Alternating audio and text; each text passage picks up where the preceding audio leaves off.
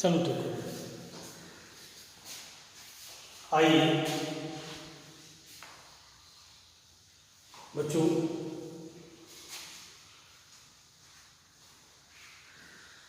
आपका topic second year Hindi medium gospel में first chapter आपका कंप्लीट हो गया। थोड़ा सा ये चैप्टर स्पेशली बायोलॉजी के बच्चे स्पेशली ध्यान दो।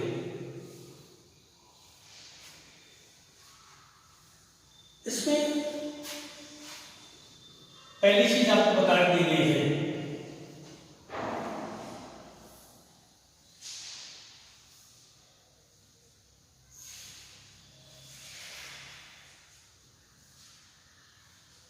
वैद्युत फ्लक्स।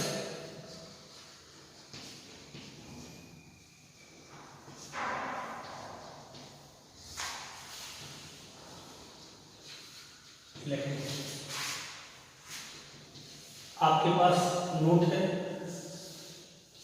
समझने के। इलेक्ट्रिक फ्लक्स ठीक वैसे ही है जैसे आपने 10th क्लास में पढ़ा था चुंबकीय फ्लक्स। बिल्कुल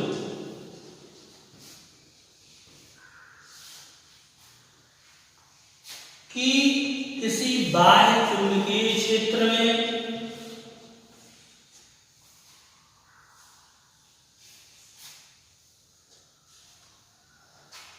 स्थित किसी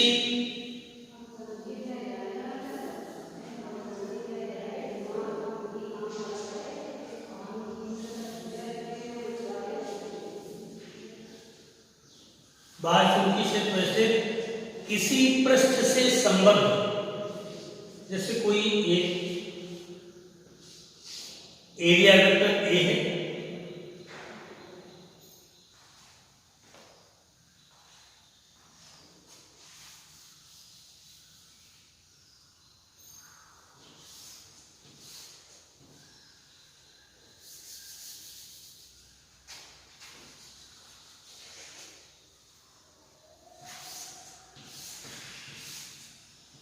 ये चुंबकीय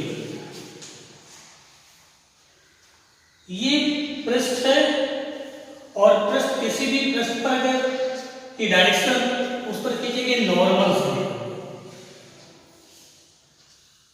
अगर कोई क्षेत्रफल है उस पर अभिलंब की जो दिशा होगी वो एरिया वेक्टर डायरेक्शन होगी। ऐसे कोई पृष्ठ रखा पृष्ठ पर नॉर्मल अगर खींचा जाए अभिलंब खींचा जाए जो कि चुंबकीय बल रेखाओं से थीटा को है। कोई भी एग्जाम्पल है जो आपको फिगर क्लियर हो जाए।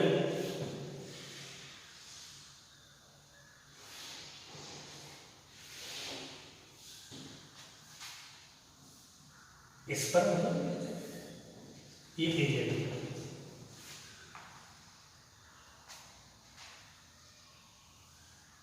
चाहे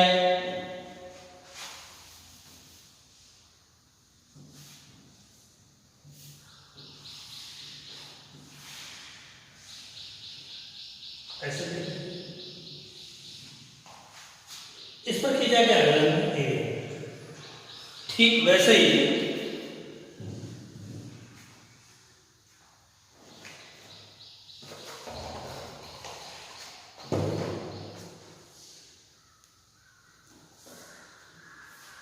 ये पृष्ठ ऐसे इस पर अभिलंब खींचा गया। अब चुंबकीय बल रेखाएं ऐसे पास हो, आपको ज्यादा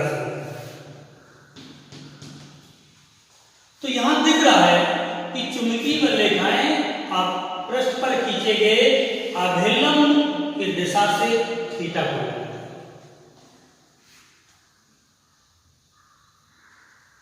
ये कहने में पढ़ा है कि किसी बाह्य चुंबकीय क्षेत्र में स्थित किसी पृष्ठ से संबद्ध चुंबकीय फ्लक्स उस पृष्ठ से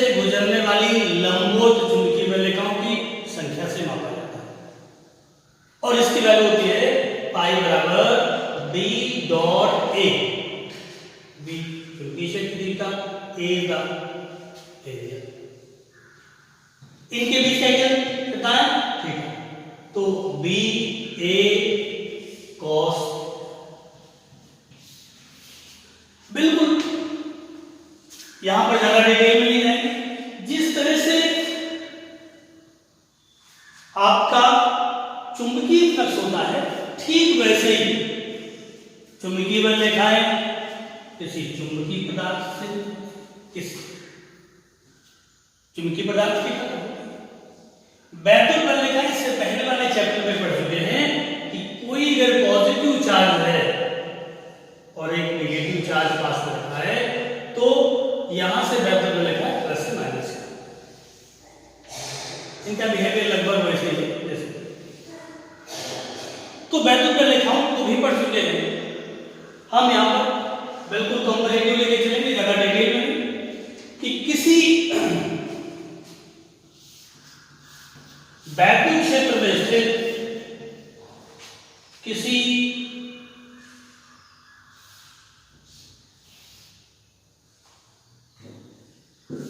वैद्युत क्षेत्र में स्थित या रखे किसी पृष्ठ से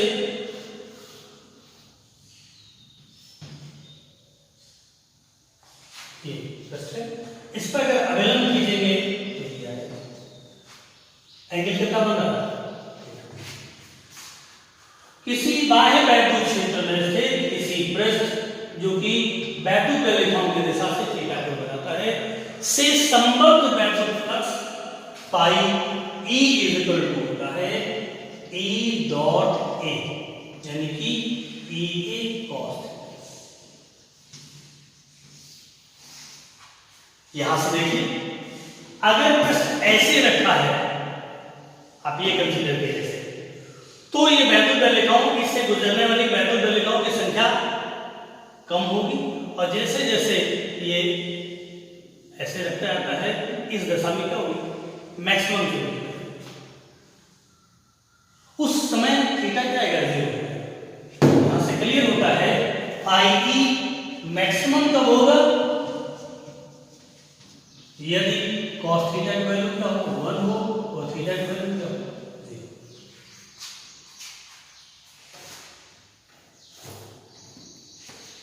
ये स्थिति है, ये ऐसे रखा है, अगर इसको हम ऐसे घुमाकर इस पोजीशन में रखें तो थीटा बिकम्स टू क्या होगा, यानी कि इस स्थिति को हम क्या कहेंगे, हमको फिजिकली दिखेगा कि ये पृष्ठ इसके लंबवत रखा है, आपको फिजिकली दिखेगा, लेकिन इसको कहा क्या जाता है, थीटा 0 हो जाता है। इस स्थिति को कहेंगे कि यदि पृष्ठ वैद्युत बल रेखाओं के समांतर है, ये मैक्सिमम वैल्यू, और मिनिमम वैल्यू कब होगी, जब थीटा 90 होगा, ई ए cos 90 और cos 90, यानी कि ये ऐसे रखा तो मैक्सिमम और ऐसे रखा, आपको ये समांतर लग रहा होगा, लेकिन इस दशा को कहेंगे ये, अगर प्रश्न ऐसे रखा है, इस पर अभिलंब आप लेंगे तो ये एंगल आएंगे। तो जिस तरह से मैग्नेटिक फ्लक्स है उसी तरह से इलेक्ट्रिक फ्लक्स है, पाई E इज इक्वल टू 0, यदि एक साथ में नाम जुड़ेगा क्षेत्र से एरिया, एक टर्म समझ लेंगे तब आगे बढ़ेंगे। एरिया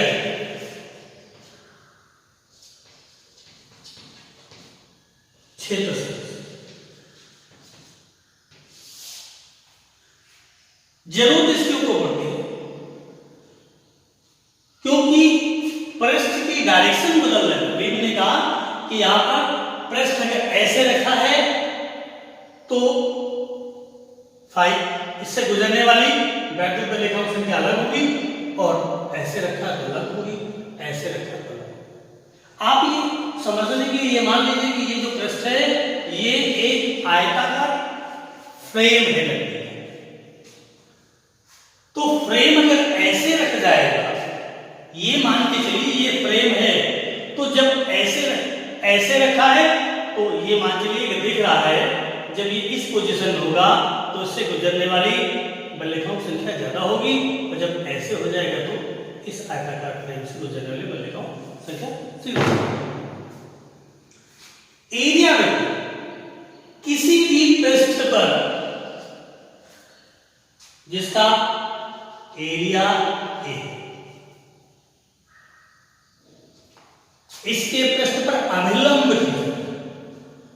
खींचा गया, अभिलंब इस पृष्ठ की दिशा को रिप्रेजेंट करता है, और ए क्या है is equal to vector A by naught. ये तो आप पहले पढ़, किसी वेक्टर को उसके परिमाण से भाग कर दिया जाए तो ये एकांक सदिश बन जाता है।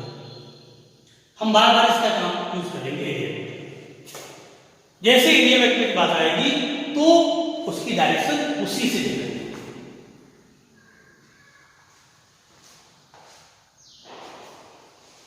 ये काम की चीज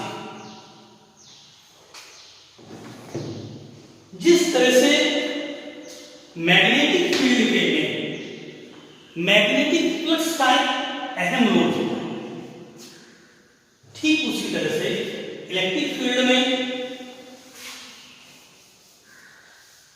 इलेक्ट्रिक फ्लक्स का एक अहम रोल। इस चैप्टर में एक खास बात, आप जो भी आगे पढ़ेंगे, एक नई नाम है गॉस प्रमेय। गॉस प्रमेय ही नहीं है, बाकी आगे जो डेरिवेशन करेंगे वो वही डेरिवेशन होंगे जो आपको electric field and electric potential में कर चुके हैं नेट। तो प्रमेय क्या है आपके पास नोट्स में सब है।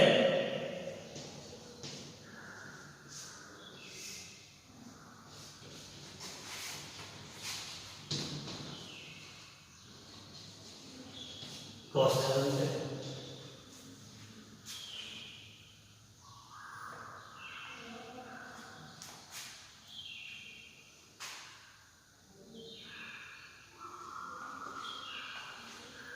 थ्योरम आपके पास नोट है।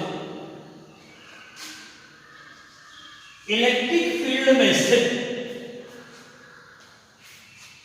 किसी बंद पृष्ठ, ध्यान रखिएगा स्टेटमेंट भी आपके पास नोट है। इलेक्ट्रिक फील्ड में स्थित किसी, ऐसे कह लीजिए किसी बाह्य वैद्युत क्षेत्र में स्थित किसी बंद पृष्ठ, आप इसका सिर्फ ऐसे में लीजिए, चाहे कैसे लीजिए,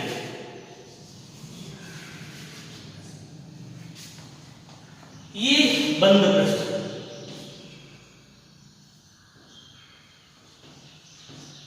आपको कौन सी चाहिए, या दो चीजें होंगी, एक स्टेटमेंट होगा जो आपके पास नोट है, और दूसरा इसका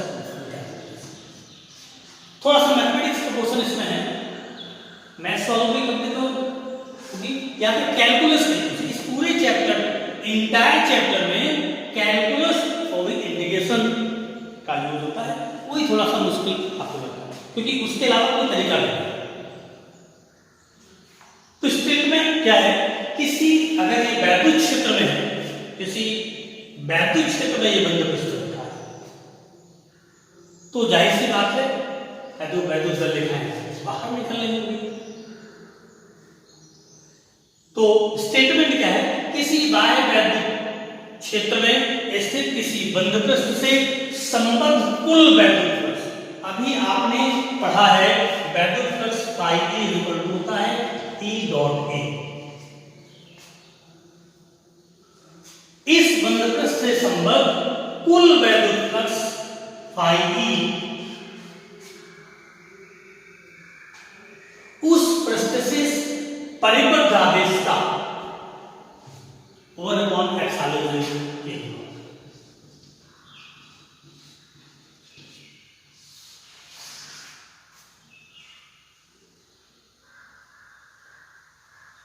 किसी बंद पृष्ठ से संबद्ध कुल वैल्यूज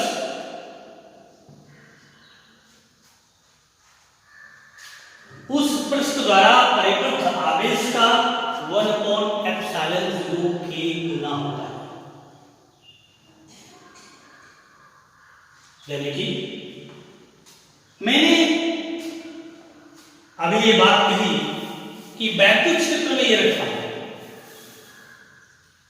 तो वैद्युत क्षेत्र में रखा जाहिर सी बात है इलेक्ट्रिक फील्ड प्रोड्यूस हो जाए किसी चार्ज के कारण, वो चार्ज चाहे वो अंदर हो चाहे बाहर हो। इसके लिए क्या करेंगे, हमने मान लिया इस बंद पृष्ठ के भीतर कहीं पर कोई एक पॉजिटिव चार्ज रखा, चाहे पॉजिटिव ले लीजिए चाहे नेगेटिव। मैंने मान लिया लैंग्वेज कम से कम लिखिए, ध्यान दीजिए आपका शुरू में हमने माना +q आवेश पृष्ठ के भीतर।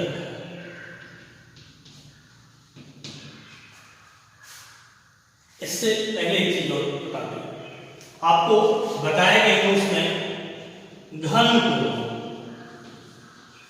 सॉलिड है,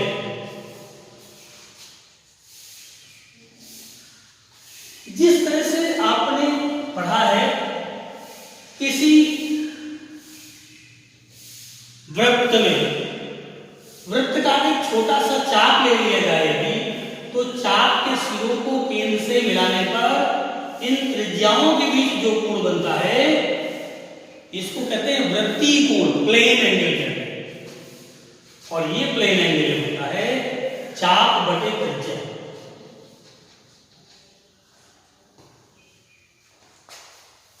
उसी तरह से अगर कोई गोला है, गोले की बात कही आप इस तरह से देख रहा है, आपको तो एक कर्व दिख रहा है, मैं इसको एक ठोस मानूं,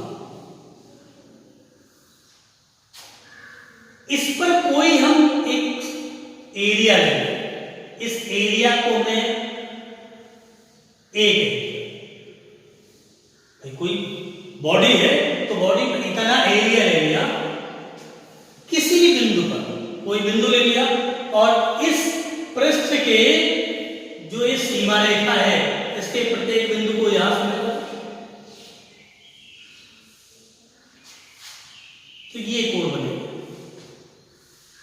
ये कोण कहलाता है घन कोण। किसी ठोस के पृष्ठ पर स्थित किसी सूक्ष्म अवयव की परिसीमा द्वारा किसी बिंदु पर अंतरित कोण कहलाता है घन कोण कहलाता है।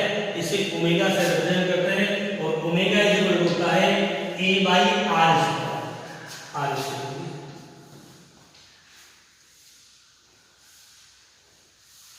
आप इसको ऐसे भी कर सकते हैं, कोई पृष्ठ ऐसे बिंदु यहां नहीं है, इस बिंदु को इससे मिलाने का रेखा लंबवत है, ये ओमेगा का ये दूरी कितनी है r। ये ओमेगा इक्वल टू a/r² कब होगा, जब ये पृष्ठ उस बिंदु को मिलाने वाली रेखा के लंबवत हो। खूब अच्छी तरह से समझ लीजिए तभी माने। जैसे वृत्तीय पार्ट वे बिंदु भी ले, इससे पृष्ठ से इसके बीच की लंबवत दूरी इस पर खींचा गया बिंदु है, जस्ट ऐसे इस पोजीशन। तब ये बिंदु, अगर ये पृष्ठ ऐसे न रखा हो ऐसे रखा हो, इस देखिए क्या एंगल बन रहा है थीटा। इस स्थिति में इस पृष्ठ द्वारा, ध्यान दीजिएगा, इस पृष्ठ द्वारा इस बिंदु पर बना घन कोण होगा omega equal to a/r² cos।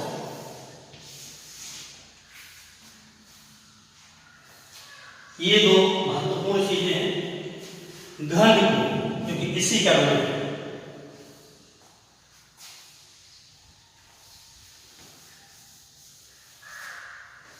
तो दो बातें याद रखिएगा। एक हम छोटा सा फिगर बना रहे हैं, बिंदु लिया, इसको मिलाने वाले देखा गया है, अब लंबवत है तभी कोण बनेगा। ये दूरी r है, ये ओमेगा बनेगा, ओमेगा इज इक्वल टू होगा a/r²। कहिए इसी का दूसरा फिगर बना रहे हैं,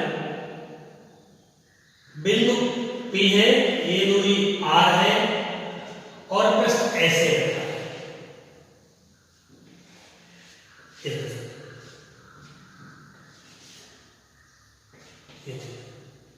इस पृष्ठ पर अगर आप विलंब कीजिएंगे तो अभिलंब डायरेक्शन नहीं है। इस स्थिति में इस पृष्ठ द्वारा बना बिंदु होगा omega is equal to a/r²। ये दो चीजें दिमाग में बैठा लीजिए, तभी हम डेरिवेशन इंपॉर्टेंट पॉइंट है। हमने क्या माना इसके लिए माना +2 आवेश पृष्ठ के भीतर। आप चाहे पॉजिटिव माने चाहिए, अगर पॉजिटिव मानेंगे तो यहां से वैद्युत बल रेखाएं हर डायरेक्शन में बाहर का इतना ही अंदर निकल नेगेटिव होगा,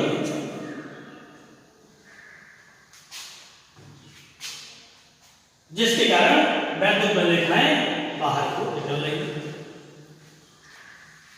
अब इस बंद पृष्ठ पर कोई एक एरिया वेक्टर लेंगे, सूक्ष्म, इसको क्या कहा हमने, सूक्ष्म अवयव, इसको बोलेंगे एरिया एलिमेंट। इस बात को कायदे से समझिएगा, बार बार इसका काम होगा। हमें पूरे पृष्ठ से निकालने के लिए, पूरे पृष्ठ से संबद्ध फ्लक्स निकालने के लिए क्या करेंगे हम, ये कॉन्सेप्ट है इंडिकेशन का। पूरे पृष्ठ से संबद्ध फ्लक्स निकालने के लिए क्या करेंगे, इसमें से छोटा एक एरिया लेंगे रैंडमली,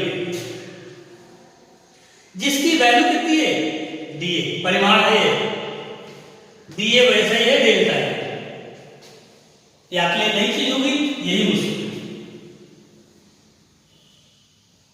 इसकी यहां से दूरी कितनी, मैंने r मान लिया। इस पृष्ठ पर एक सूक्ष्म एरिया एलिमेंट लिया डीए, जिससे इसकी दूरी कितनी, इस पृष्ठ को यहां से मिला दिया और यहां पर इस बिंदु पर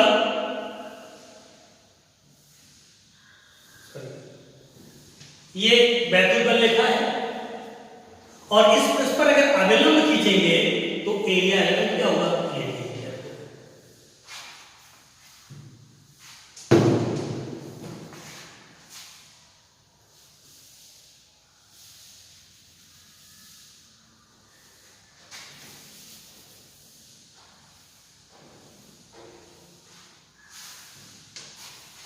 ध्यान दीजिएगा। मैं थोड़ा सा इनका यूज कर रहा हूं कलर का।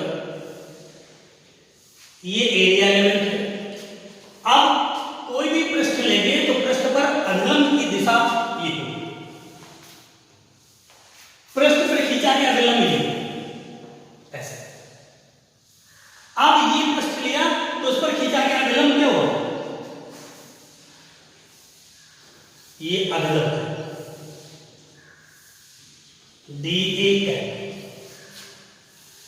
इस पृष्ठ पर स्थित इस बिंदु को यहां से मिलाने वाली रेखा, जिसकी दूरी कितनी r है, और इसी दिशा में वैद्युत क्षेत्र, इनके पीछे में कितना बना। सारी चीजें अगर लिखेंगे तो मुश्किल हो जाएगा, खूब अच्छी तरह से।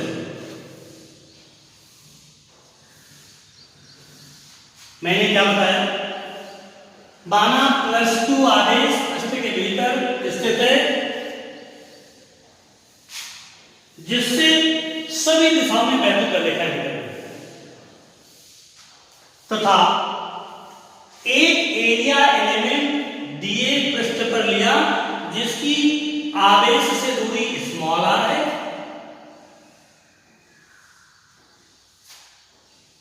दूरी कितनी मान लिया r। इस पर स्थित किसी बिंदु को इस आवेश से मिलाने वाले रेखा, इसकी दूरी कितनी r, और इस पर वैद्युत बल लिखा है, इसको मिलाने वाली रेखा के अनुदिश बाहर की होगी, अगर ये नेगेटिव होता तो ये अंदर। तथा पृष्ठ पर एक सूक्ष्म अवयव दिए गया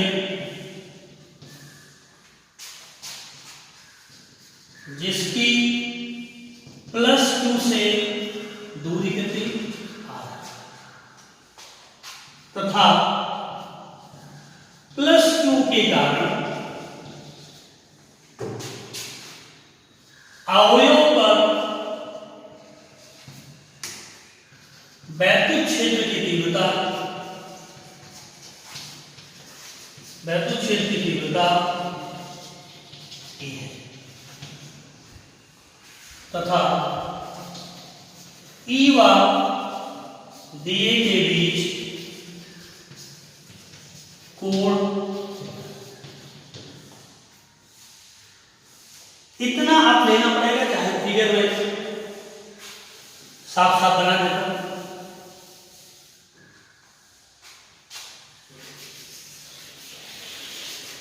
ये कोई पृष्ठ है, यहां पर +2 आवेश रखा है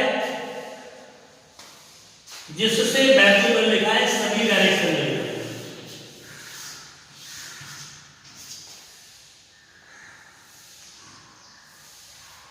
इस पृष्ठ से संबद्ध कुल वैद्युत फ्लक्स निकालने के लिए मैंने क्या किया, इस पर कोई एक एरिया एलिमेंट है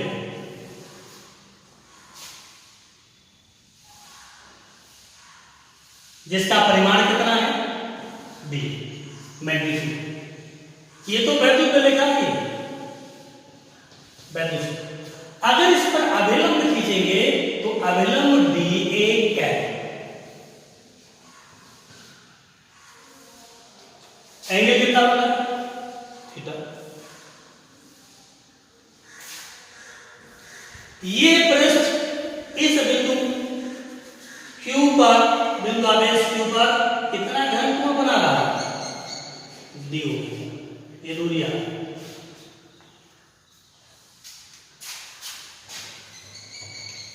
हमने पहले कहा है थोड़ा सा मुश्किल है, ये घन कोण बन रहा है ड्यू, यहां पर डेल्टा ए जहां पहले लेते थे वहां पर डेल्टा का मतलब डी, डिफरेंशियल हो। अब इस पृष्ठ के कारण इस बिंदु Q पर घन कोण निकालेंगे, क्या लिखा है, तथा पृष्ठ पर एक सूक्ष्म अवयव dA लिया जिसकी +2 से दूरी r, तथा +2 के कारण अवयव पर वैद्युत क्षेत्र की तीव्रता E, तथा E व dA के बीच कोण थीटा। तो इस सूक्ष्म अवयव, तो इस अवयव से संबद्ध वैद्युत फ्लक्स होगा d phi E is equal to कितना हो जाएगा, देखिए E dA cos थीटा कितना आएगा, E dA E dot dA कर लीजिए इज इक्वल टू क्या आ गया, E dA cos theta.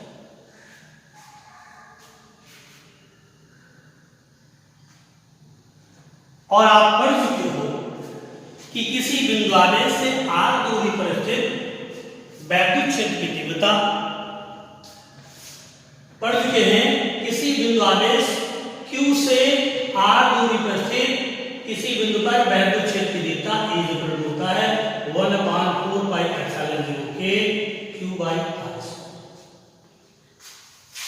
Value 1/4 pi epsilon 0 K Q/r² dA cos ये बन गया 1/4πε0 K या Q यहाँ कर लीजिए, ये आ गया dA cos theta sin theta. ध्यान दीजिएगा ये पृष्ठ इस बिंदु को मिलाने वाली रेखा के लंबवत नहीं रखा है, थीटा को ऊपर रखा है, तो हम जानते हैं d ओमेगा होगा dA cos theta by sin। ये घनकोण बन जाएगा। क्या बन जाएगा? घनकोण।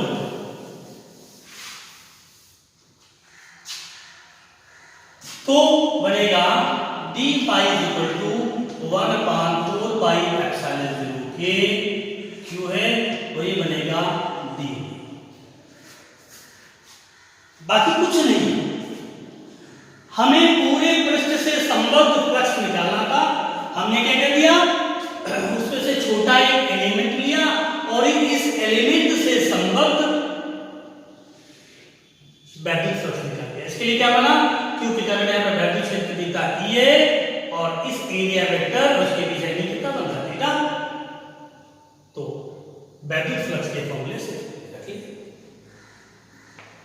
और साइड में लिख देते हैं, चूंकि ओमेगा होता है a/r² cos थीटा, चूंकि यहां पर dA है तो इसको क्या कर दिया, d ओमेगा कर दिया, dA/r²। जिस तरह से एरिया बदलेगा वैसे नहीं घनकोण।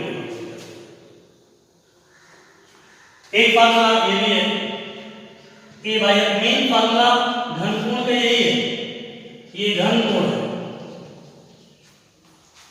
ये मैंने समझाया था कि किसी गोले पर कोई एरिया लेंगे तो घनकोण कितना बनेगा, ओमेगा। अब ये पृष्ठ गोले पर लिया एक छोटा सा पृष्ठ है, अगर ये पृष्ठ पूरा गोला बन जाए तो ये क्या बन जाएगा, 4πr²/r²।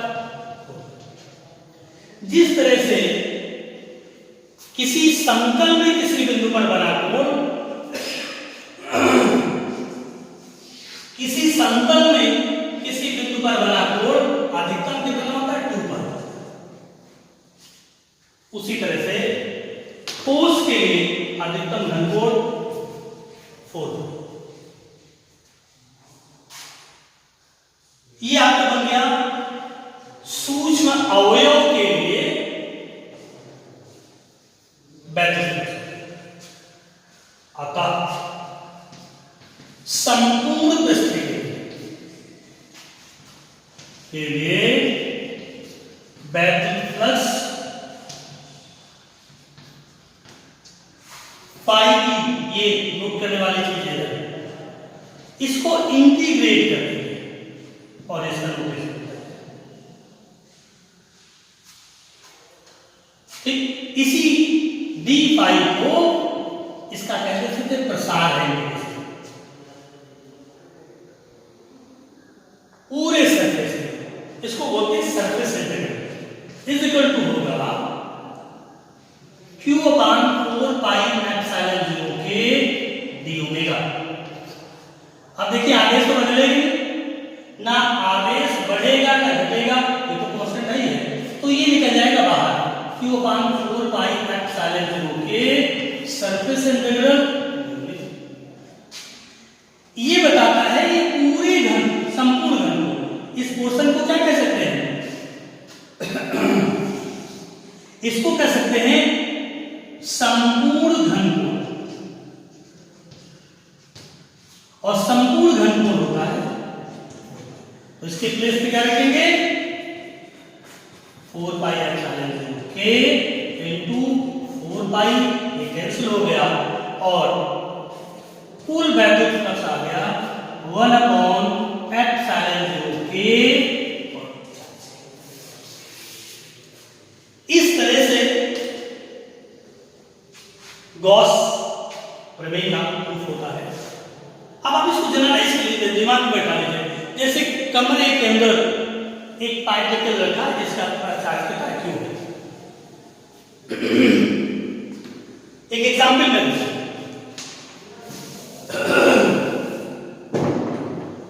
पृष्ठ कैसा हो, इसके अंदर एक चार्ज पार्टिकल रखा है q डैश। अब ये चूंकि घन या घनाभ, इसके 6 पृष्ठ होंगे, बेस, छत, चारों दीवार।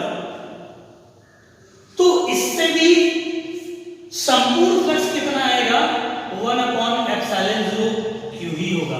इसका चाहे घनाभ रूपी हो चाहे गोलीय पृष्ठ हो, पृष्ठ कैसा इससे मतलब नहीं होगा। इस घन से संबद्ध कुल फ्लक्स कितना होगा, वही होगा 1/ε0 के times of the charge contained by. इसी में पूछ ले जाए कि कमरा है, कमरे धनाकार कमरा है जिसके अंदर आवेश q डैश रखा है, q डैश, तो उसके किसी एक पृष्ठ से संबद्ध फ्लक्स कितना होगा। तो चूंकि घन है, 6 पृष्ठ होते हैं, 6 एरिया बराबर होते हैं, तो एक पृष्ठ से संबद्ध फ्लक्स होगा 1/6 पाई, उसका 1/6 भाग हो जाएगा। पृष्ठ चाहे गोली हो चाहे टेढ़ा हो, कैसे कैसे इस पर डिपेंड नहीं करता उसका नेचर ऑफ सरफेस कैसा है। The total electric flux related to a closed surface depend only on the charge contained by the surface। ध्यान रखिएगा, बिल्कुल इसको दिमाग में बैठा। क्लियर? एक बात देखिएगा, जो साइड पे चीजें, तो आपको क्या करना है, एक बात फिर मैं आपको बोर्ड पे ले चलता हूं।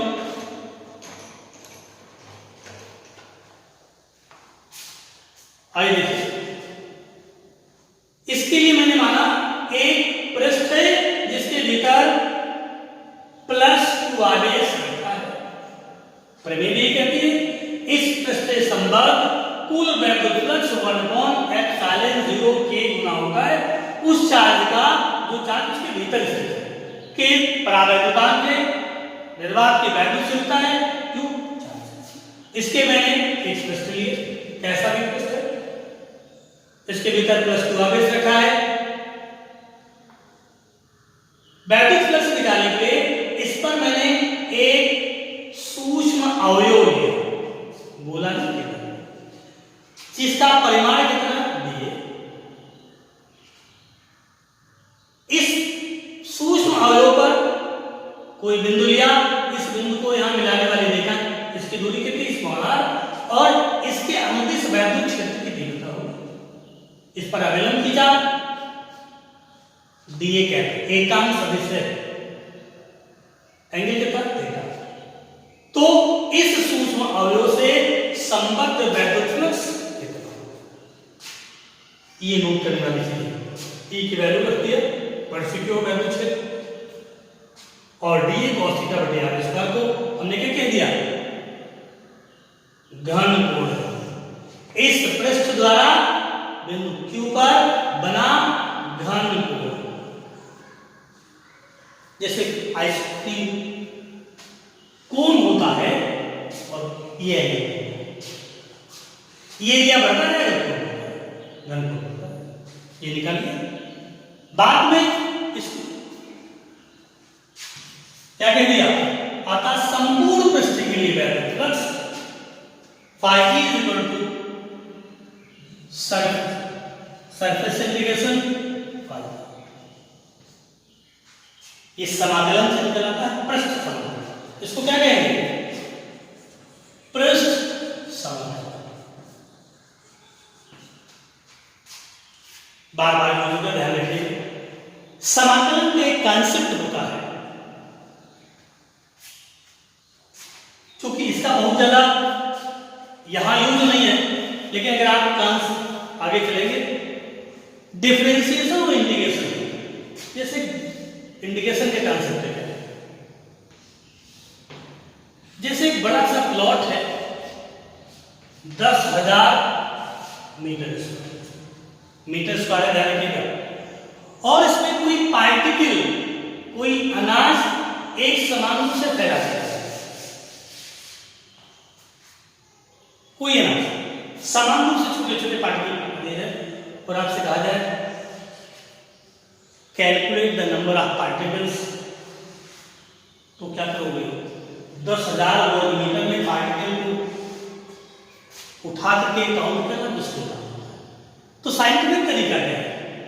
आप 1 वर्ग सेंटीमीटर ले लीजिए। कितना ले लीजिए? 1 वर्ग सेंटीमीटर, बहुत छोटा जैसा। इसमें के पार्टिकल को आप गिन सकते हो, मान लो 20 पार्टिकल है, तो क्या करोगे? क्या करेंगे? 1 स्क्वायर सेंटीमीटर बराबर किसके? 20 पार्टिकल के, 20 कण हमको निकालना है 10,000 मीटर स्क्वायर। तो 10,000 मीटर स्क्वायर में सेंटीमीटर कितने बनेंगे? मीटर के स्थान पर 100 सेंटीमीटर रख लो, का स्क्वायर कर लो, तो 10,000 का मतलब हो गया 10,400, और ये बन जाएगा 10,400 सेंटीमीटर स्क्वायर, यानी कि 10,8 सेंटीमीटर स्क्वायर। 1 वर्ग सेंटीमीटर में 20 पार्टिकल, तो 10,8 सेंटीमीटर स्क्वायर में 10,8 गुणे 20, यानी कि 20 गुणे 10,8 कण होगा। ये साइंटिफिक इंडिकेशन वही चीज, छोटे से पार्ट में से कैलकुलेट किया, बाद में इसको एक्सपेंड कर दिया। This is the expansion. ये प्रश्न तो बहुत बड़ा हो सकता है, प्रश्न कितना भी हो जाए, किसी बिंदु पर घनपूर्ण अधिकतम 4 पाई ही बनेगा। This is the concept of Gauss theorem. तो दिमाग में रखिएगा, गॉस थ्योरम ये बताती है कि किसी बंद पृष्ठ से या वैद्युत क्षेत्र में स्थित किसी पृष्ठ से संबद्ध कुल वैद्युत फ्लक्स 1/ε0 के गुना होता है उस आवेश का, जो आवेश उस पृष्ठ द्वारा कांटेन किया जाता है, परिबद्ध किया जाता है। परिबद्ध आवेश का 1/ε0।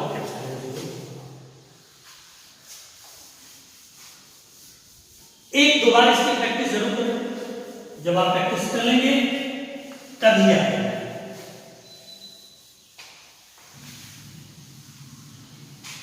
इसके बाद दूसरी चीज आती है गॉस प्रमेय के अनुप्रयोग।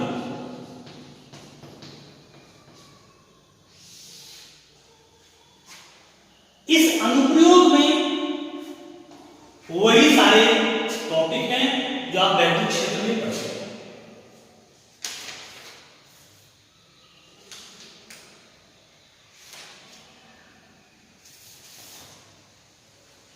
जैसे किसी बिंदु आवेश के कारण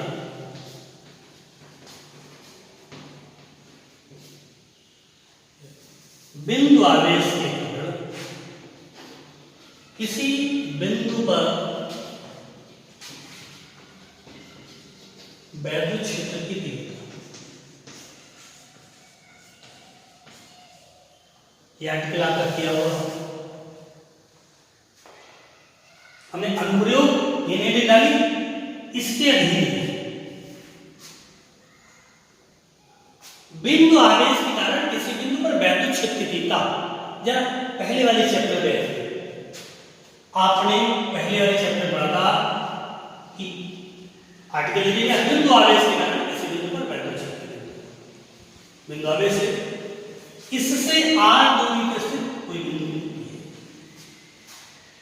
यहां आपने निकाला था, कंसेप्ट यहां बदल गया। इस बिंदु आवेश q के कारण r दूरी पर स्थित किसी बिंदु पर वैद्युत क्षेत्र की तीव्रता याद करने के लिए हमने माना था कि एक कोई यहां पर परीक्षण आवेश है।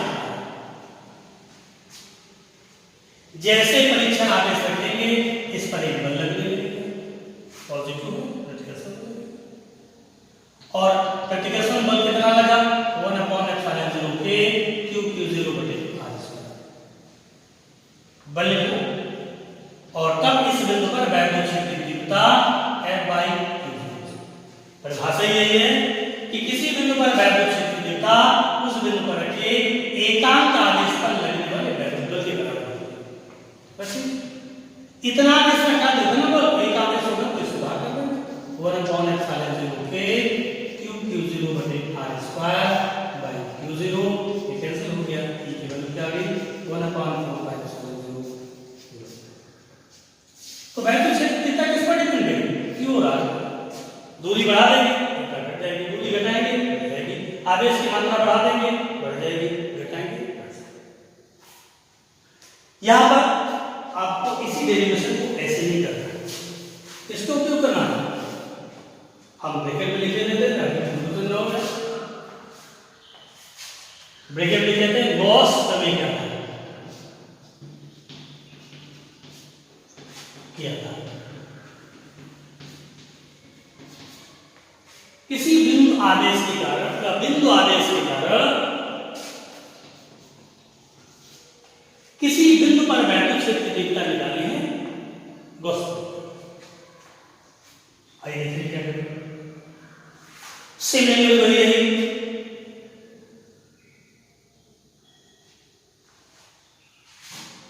ध्यान दीजिएगा। माना कोई बिंदु आवेश Q है जिससे R दूरी पर स्थित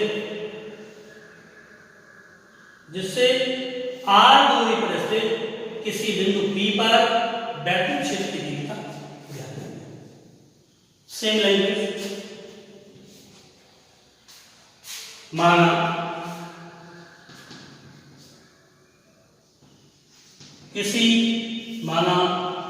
बिंदु आवेश +2 के कारण R दूरी पर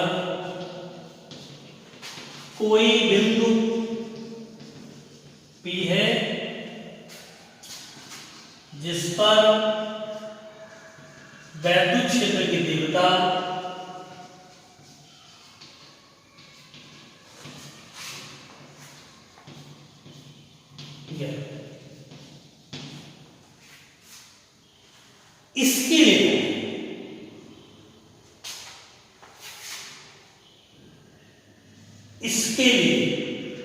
इसके लिए का मतलब है जो हमारे पास उद्देश्य है। इसके लिए इस Q आवेश को केंद्र मानकर R दूरी का एक गोली प्रस्तुत। ध्यान दीजिए,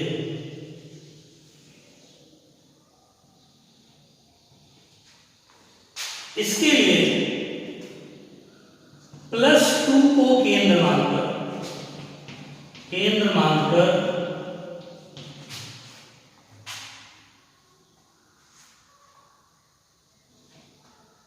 OP त्रिज्या OP बराबर था मानकर त्रिज्या OP के बराबर एक गोलीय पृष्ठ खींचा, जिसे क्या कहेंगे गॉसीय पृष्ठ, जिसे क्या कहते हैं गॉसीय। इस सब में बढ़िया हेडिंग आंसर जो हमको टारगेट दिया गया, बिंदु आवेश के कारण किसी बिंदु, दो चीजें दी हैं, बिंदु आवेश और बिंदु आवेश हो गया, बिंदु जिनके बीच में दूरी R है। बिंदु आवेश के कारण कुछ दूरी पर स्थित किसी बिंदु पर वैद्युत क्षेत्र की तीव्रता ज्ञात करनी है। इस तीव्रता को ज्ञात करने के लिए Q को केंद्र मानकर OP त्रिज्या लेकर के एक गोली पृष्ठ खींचा, जैसे क्या कहेंगे गॉसी पृष्ठ।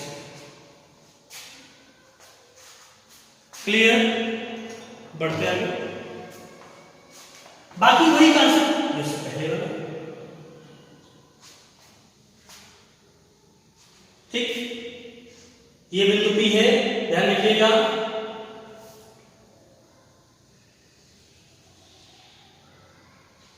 P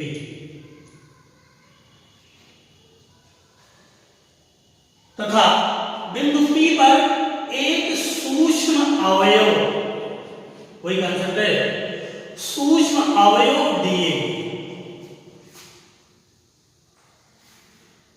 अब चूंकि आप पढ़ चुके हो, गोले पर जब कोई बिंदु लेंगे और इस बिंदु पर अभिलंब कीजिए तो अभिलंब क्या होगा? त्रिज्यीय होगा, रेडियल।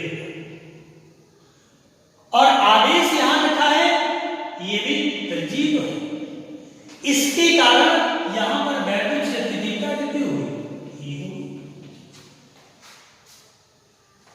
एक क्षेत्रफल लिया,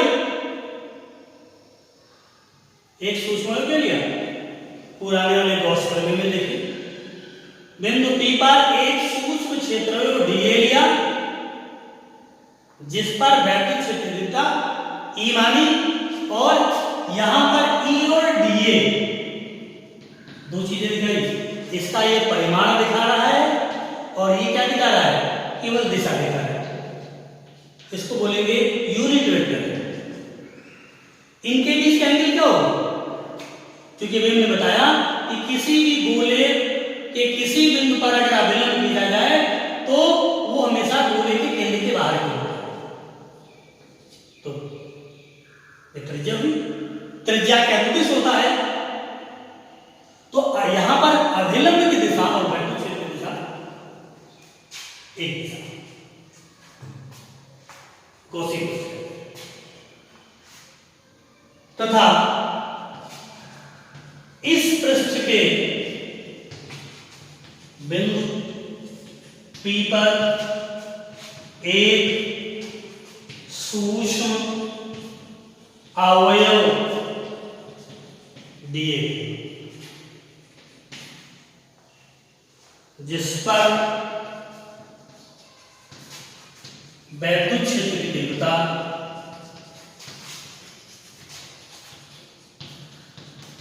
E माना।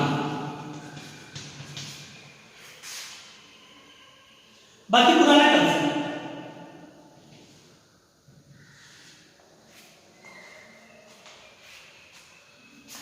क्या मान लिया? E मान लिया। अब पुराने तो इस पृष्ठ से संबद्ध वैद्युत flux phi D phi E equal to होगा E D A cos G E D.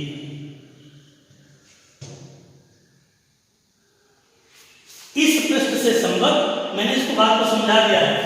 किसी भी गोले पर कोई भी सूक्ष्म लेंगे और उस पर अभिलंब खींचेंगे तो अभिलंब हमेशा त्रिज्यीय होगा, और यहां पर अगर आदेश रखा है तो आदेश के कारण वैद्युत क्षेत्र दिशा भी त्रिज्यीय होती है। इसलिए दोनों के बीच एंगल क्या होगा? 0। तो कुल फ्लक्स कितना है?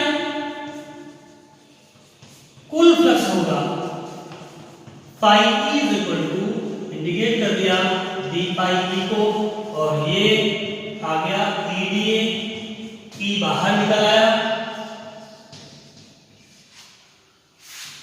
कुल एरिया कितना होगा? क्योंकि गोला है, देखिए गॉसी पृष्ठ कैसा है? गोला है, तो गोले का कुल पृष्ठीय क्षेत्रफल होता है E × 4πr। तब वैल्यू आ गई phi E is equal to आ गया E × 4πr। इतना देख लीजिए, हमें लैंग्वेज लिखा है, बात फिर मिला लीजिए। माना बिंदु आवेश Q के कारण r दूरी पर स्थित कोई बिंदु P है, जिस पर वैद्युत क्षेत्र दिशा ज्ञात करेंगे। अगले लिखा, इसके ज्ञात करेंगे +2 को केंद्र मानकर OP त्रिज्या लेकर, OP का मतलब आवेश और दिया गया बिंदु के बीच की दूरी को त्रिज्या लेकर एक गोलीय पृष्ठ खींचा। जिसे क्या कहेंगे, एक गोली पृष्ठिका जिसे गॉसी पृष्ठ। इस पृष्ठ के बिंदु पर एक सूक्ष्म आयोग डीए लिया जिस पर वैद्युत क्षेत्र की दिशा ई माना, तब इस पृष्ठ से संबद्ध वैद्युत फ्लक्स डी फाई होगा ए डी cos 0 डिग्री, तो डी फाई ए डी हो गया। तो कुल फ्लक्स क्या आएगा, इसको इंडिकेट कर दिया। सोच रहे कुछ लोग सोच रहे होंगे कि यहां पर हम घन कोण लिखेंगे, जरूरी है आप चाहे तो ले सकते हैं, बाकी आप दिए लेंगे, इतना ही ले रहे, इसी को इंडिकेट करेंगे, ये लेंगे। अगर कोई सूक्ष्म इंडिकेट होगा तो पूरा गोले का प्रश्न बन जाएगा। या अगर हम घन कोण लेते हैं, क्योंकि यहाँ इसलिए नहीं लिया है क्योंकि आर हमारे पास नहीं है, ई कांस्टेंट हो गया भाई, इसके कारण यहाँ पर वैद्युत क्षेत्र की दिशा तो फिक्स होगी, दूरी फिक्स है, आवेश फिक्स है, ई कांस्टेंट हो गया। तो एरिया को अगर इतना बड़ा एरिया है, इसका एरिया डी हो गया, और ये पूरा बढ़ जाएगा, पूरा गॉसी पृष्ठ लेंगे तो गॉसी पृष्ठ का क्षेत्र कितना होगा, तो गोले का पृष्ठीय क्षेत्र 4 पाई रख दिया। इसलिए हम जितने भी एप्लीकेशन हैं, हम वैद्युत क्षेत्र दो तरह से करेंगे। एक तो मैनुअली जैसे हम निकालते आए हैं, छोटा सा पृष्ठ लिया, पृष्ठ से वैद्युत फ्लक्स निकाला और उसको क्या कर दिया,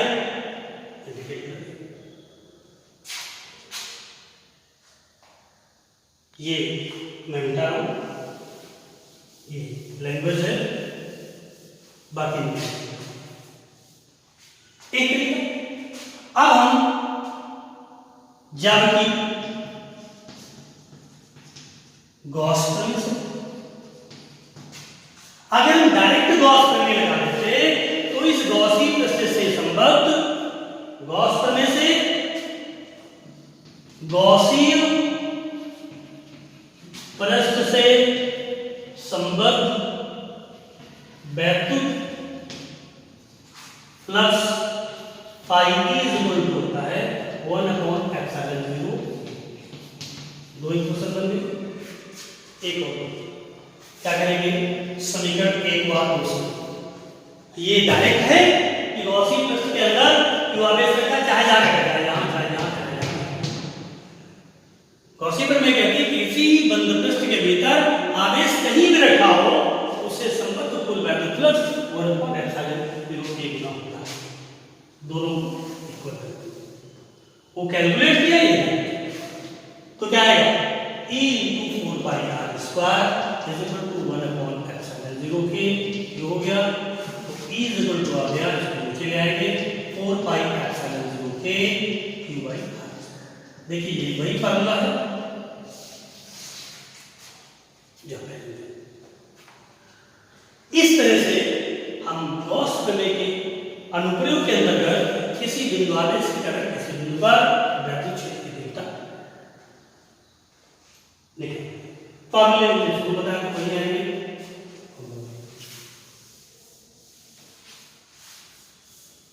दूसरा,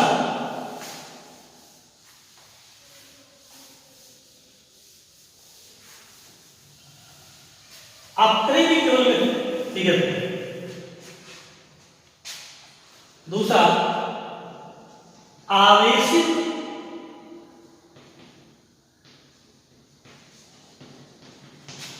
गोलीय कोश के कारण किसी बिंदु पर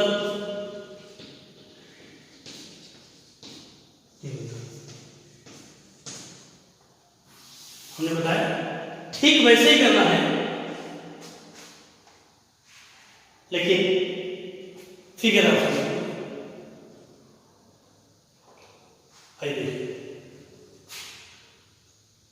हमने गोली कोश कहा है।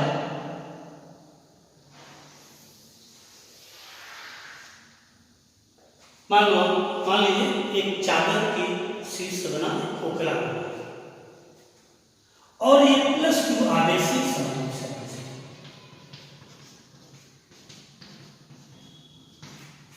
बिल्कुल पहले वाले आर्टिकल जैसा है। आप एक पढ़ चुकी हो कि किसी, याद देखिए, कोई छोटा सा पार्टिकल होता है तो इससे वैल्यू पर लिखा है, तो क्योंकि पार्टिकल है तो पार्टिकल में सेंटर जैसा ही पार्टिकल होगा, छोटा सा, तो यहां से वैल्यू पर लिखा है इसे।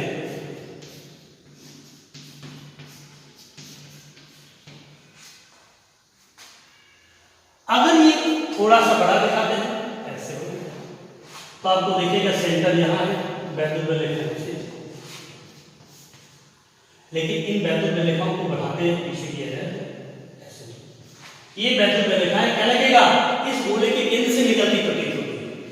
मेन कंसेप्ट है आवेशित, अगर कोई गोली कोष है, चालक है, तो चालक को दिए गए आवेश उसके पृष्ठ पे स्थित होता है। ध्यान दीजिए,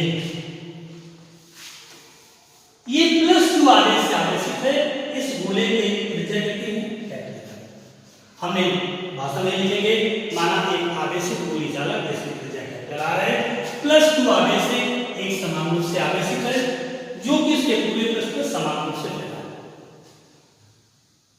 तो समान रूप से फैला है तो एकांक क्षेत्रफल पर आवेश की मात्रा Q/4πr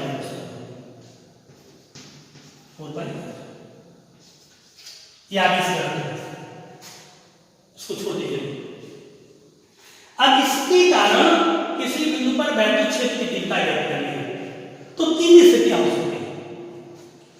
वो जो बिंदु है वो कोष के बाहर हो, पृष्ठ पर हो और कोष के भीतर हो। 3 स्थितियां होंगी, P1, P2 और P3, चाहे इसको P1 कह दो, P2 कह दो, 3 स्थितियां होंगी। हम पहले उसकी बात करेंगे, अब याद रखेंगे, फिर कहेंगे बिंदु P 3 स्थितियों हो सकता है, उसके बाद पृष्ठ पर और पहले इसकी बात करें। अगर बिंदु P यानी कि ये O है, OP1 बड़ा है किससे, यानी कि ये R है, ये कैपिटल R है, R कैपिटल R से बड़ा है, तो वही कंसेप्ट करेगा। थोड़ा सा पास करो, अगर यहां पर निकालना है तो क्या करेंगे, O को केंद्र, यहां पर O को केंद्र मानकर स्मॉल r त्रिज्या का एक गॉसी पृष्ठ खींचना। अब हमारे पास ये आवेश इतना बड़ा, बिंदु आवेश नहीं, इतना बड़ा था, तो कमरे के अंदर अगर आवेश चाहे बिंदु के रूप में रखा हो चाहे सीट पर रखा हो, सेम कंसेप्ट रहेगा। नहीं, पुराने आर्टिकल पे जाइए तो आप यहां पर आपको तीव्रता निकालनी है। ये गोली पृष्ठ हुआ जिसकी त्रिज्या कितनी, गॉसियन पृष्ठ हुआ जिसकी त्रिज्या स्मॉल r है, इस पर एक क्षेत्रफल dA लिया, यहां पर वैद्युत क्षेत्र की तीव्रता E और dA के बीच एंगल क्या हो 0, तो वैद्युत क्षेत्र की तीव्रता आएगी d phi कितनी आएगी, EdA। कुल इसको इंटीग्रेट कर देंगे, EdA, E बाहर हो गया, D हुआ और E × 4π। ध्यान दीजिएगा, पूरा वही है, ये गॉसियन पृष्ठ से संबद्ध सूक्ष्म पृष्ठ से संबद्ध फ्लक्स हुआ और कुल फ्लक्स बना। अब गॉसियन में नहीं, इस गॉस में से इस बड़े पृष्ठ के भीतर आवेश क्यों रखा है, बिंदु आवेश नहीं है, एक खोखले गोले पर आवेश है। इस गॉसियन पृष्ठ के भीतर आवेश तो क्यों ही है, तो by theorem E phi E हो जाएगा 1/ε0 के, दोनों को आप इक्वल कर देंगे, एक ही वैल्यू करेंगे, सेम आर्टिकल। जब ये दोनों को इक्वल करेंगे तो E की वैल्यू कितनी आएगी, 1/4πε0 के Q/R। आपको पृष्ठ के भीतर निकालना है, यहाँ पे आइए, सॉरी पृष्ठ पे निकालना है, तो दूसरा आएगा OP OP2 बराबर किसके,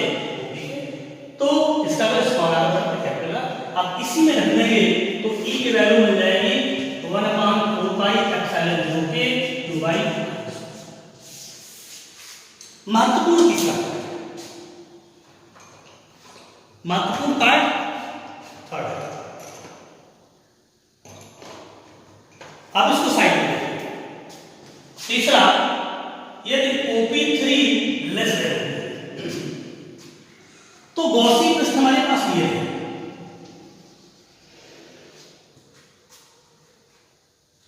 जब गॉसी प्रश्न ये रहेगा, यहां पर भी एरिया एलिमेंट लेंगे, सेम कॉन्सेप्ट, यहां पर वैल्यू क्षेत्र E DA हुआ, ये दूरी याद। तो आप जब ये स्थिति होगी तो पाई E वैसे निकालेंगे, E DA D पाई, फिर phi E is equal to, इसको इंटीग्रेट करेंगे, E phi E is equal to आएगा E DA और ये बन जाएगा